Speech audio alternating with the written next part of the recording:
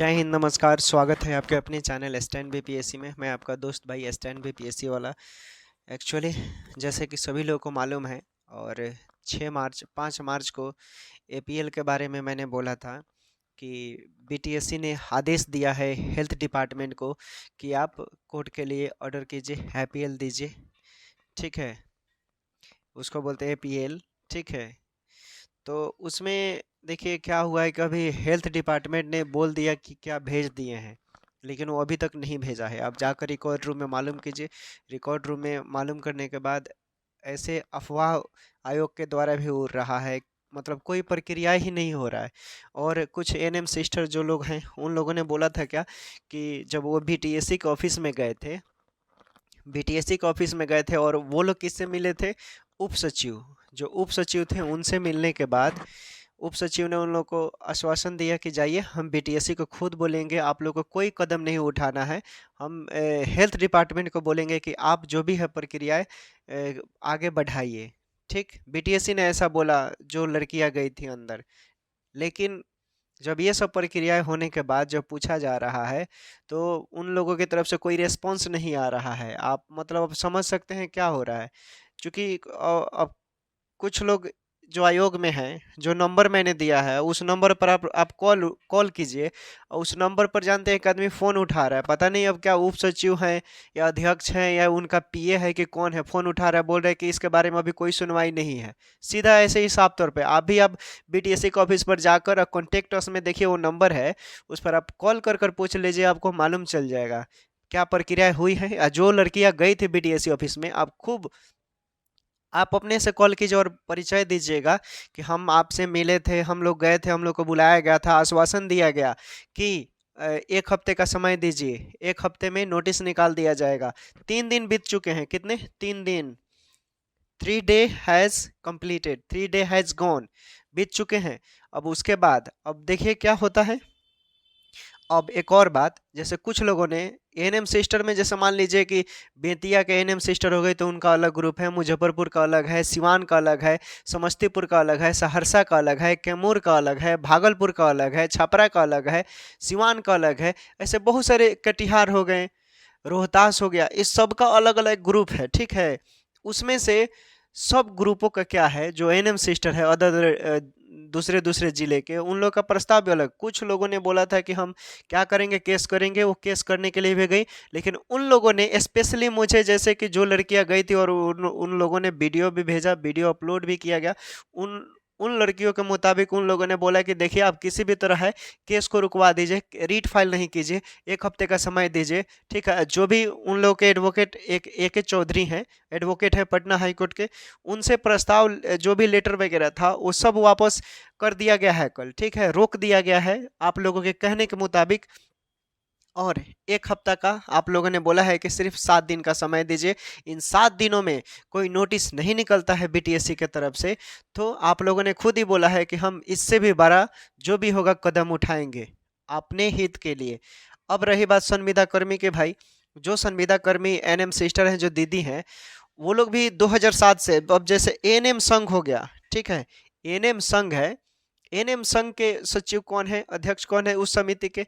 महासंघ सचिव अर्चना कुमारी। उनका कहना है कि देखिए, 2007 से हम लोग कॉन्ट्रैक्ट बेसिस पर काम कर रहे हैं, और अचानक सीबीटी ले लिया गया, और उस सीबीटी में कुछ संविदा कर्मी जो एएनएम सिस्टर हैं वो फेल हो गए हैं। तो उनका कहना है कि हम लोग काम करते हुए कैसे पढ़ाई करेंगे, आप ये बताइए। जो लोग काम कर रहा है और आप बोल रहे हैं कि संविदा पर रहते हुए पढ़ाई कीजिए, हालांकि आपको मार्क्स ग्रेस दिए जाएंगे, उसमें आपने ये बोला। लेकिन यहाँ पर प्रॉब्लम ये हो गया, चूंकि उन लोगों का कहना हम गलत नहीं है, कहीं से भी देखा जाए तो उन लोगों का कहना हम कहीं से भी गलत नहीं है। चूंकि जो लोग काम कर रहे हैं इतने सालों से, और आप अचानक कोई चेंजिंग वगैरह प्लान करते हैं, जो भी, तो उनका भी तो हक है ना, वो भी, उनका भी फंडामेंटल राइट है। वो भी अपने हक के लिए जो भी उनको करना है वो तो कर ही रही हैं। और हालांकि उनके पक्ष में तो रिजल्ट भी आ गया है, और हाई कोर्ट ने डिसीजन भी दे दिया है कि अब इस बहाली को, जो 2022 का बहाली है, इसको रद्द कर कर फिर से मेधा सूची तैयार किया जाए। यानी यहाँ पर जो भी 8791 क्वालिफाई सिस्टर हैं, उनका यहाँ पर कोई वो नहीं होगा। लेकिन अब बात आती है सीबीटी क्वालिफाई का कि भाई जो सीबीटी क्वालिफाई है अब उनका क्या कसूर है। वो भी तो दिन रात एक कर कर पढ़ाई की है, और उनके लिए भी कुछ प्रावधान निकाला जाए, सोल्यूशन निकाला जाए, बीच का रास्ता निकाला जाए। एक रास्ता से किसी का सोल्यूशन नहीं होने वाला है। तो इसमें ये सोचने वाली बात है कि देखिए इसके लिए जो भी अगर सोल्यूशन निकलता है, कोई नियम भी आता है, तो दोनों पक्षों को बातों को देख कर ही करना पड़ेगा, क्योंकि दोनों सिस्टर हैं, ठीक है। और किसी एक के साथ आप उचित कार्रवाई नहीं कर सकते हैं, चाहे जो भी हो। और एक और बात, जो लोग बोल रहे हैं कि हम भी इस चीज़ को समर्थन करते हैं कि कोर्ट का फैसला जो होता है वो सर्वमान्य होता है, ठीक है, सर्वमान्य होता है, उसके आगे कोई कुछ है ही नहीं। अब ये संसद की लड़ाई थोड़ी है भाई कि संसद में अगर मान लीजिए भारतीय अनुच्छेद 122 के द्वारा अगर वहां पर कुछ होता है तो न्यायालय में परिवर्तनीय नहीं है, लेकिन यहाँ पर परिवर्तनीय है, परिवर्तनीय है, ये चेंज कर सकता है। क्योंकि आपको भी मालूम है कि भारतीय संविधान आपको आर्टिकल 226 के तहत हाई कोर्ट, तो यहाँ पर 226 के तहत आपने रीट प्रयोग किया है। समझिए बात को, हम क्या करना चाहते हैं। जो भी अर्चना कुमारी एएनएम संघ की महासचिव हैं, ठीक है, उन्होंने भारतीय संविधान का आर्टिकल 226 के तहत उन्होंने याचिका दर्ज करवाया है हाई कोर्ट में, ठीक, संविदा कर्मियों के लिए। ये क्लियर हो गया और हाई कोर्ट ने डिसीजन दिया। अब सीबीटी की बात आती है कि चूंकि सीबीटी जो लोग क्वालिफाई है, अगर वो आप संतुष्ट नहीं होते हैं हाई कोर्ट के फैसला से, तो आपको भी संविधान ने अधिकार दिया है, भारतीय आर्टिकल 32, ये भी रीट है। आप इस याचिका के प्रेस करते हुए आप बोलेंगे कि हम अपील दर्ज करना, सुप्रीम कोर्ट में अपील दर्ज करना चाहते हैं। इसके लिए दोनों पक्ष में हाई कोर्ट, देखिए यहाँ से हाई कोर्ट का सिर्फ निर्णय मिला है, ठीक है, अभी पेचीदा है, कुछ कहा नहीं जा सकता है कि एक रिजल्ट पे हाई कोर्ट ने जो फैसला दे दिया है वो क्लियर हो गया है। अगर यहाँ पर आगे 7 दिनों के अंदर कोई नोटिस नहीं आता है, तो जो भी हमारे क्वालिफाइड सीबीटी एएनएम सिस्टर हैं, अगर वो लोग अपील दर्ज करते हैं, तो हम इतना दावे के साथ बोल रहे हैं, जो पढ़े लिखे एडवोकेट होंगे और जो अपने पक्षों को अच्छा से रखेंगे, पॉइंट वहाँ पर पेश करते हैं, बहस चलता है, तो मुझे इतना विश्वास है कि जरूर कुछ निर्णय आएगा। मैं ये भी नहीं बोल रहा हूँ कि सीबीटी के पक्ष में जाएगा या संविदा कर्मी के पक्ष में आएगा, मतलब जो भी निर्णय आएगा वो बेहतर ही होगा अगर ऐसा होता है तो। क्योंकि भारतीय संविधान सबको फंडामेंटल राइट का अधिकार दिया है। भारत भारतीय हो, इस देश का प्रत्येक व्यक्ति को फंडामेंटल राइट का अधिकार है, ठीक है। और एजुकेशन फंडामेंटल राइट है, आपको भी पता है, भारतीय संविधान का अनुच्छेद 21 में है राइट टू प्राइवेसी 19, लेकिन निजता का अधिकार है 21 में, और 21A क्लॉज ए में है आपका एजुकेशन सिस्टम। और एजुकेशन क्या है, फंडामेंटल राइट है, ठीक है। कोई भी प्राइमरी से लेकर विश्वविद्यालय तक की बात आती है एजुकेशन, तो एजुकेशन में ही आएगा।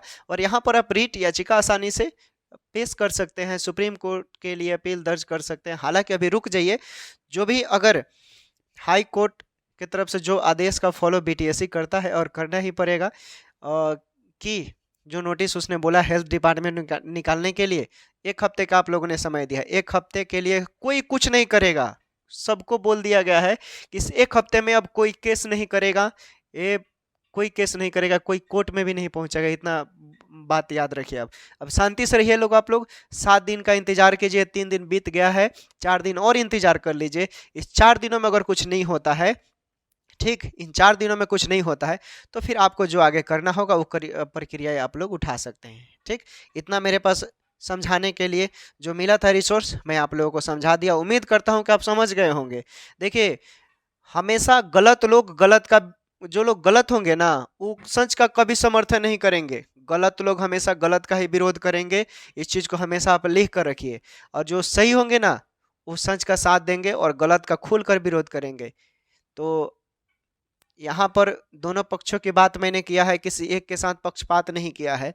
संविदा कर्मी भी अगर हैं, वो भी एनएम सिस्टर हैं, उनको भी भाई उनका हक है, इतने दिनों से वो काम कर रही हैं, वो कहाँ जाएंगी।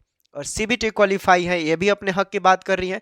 आपने जैसा बोला उस प्रक्रिया को इन लोगों ने फुलफिल किया है, फुलफिल करने के बाद चरम सीमा पर पहुंची है, तो इनका भी तो कुछ सोचना पड़ेगा।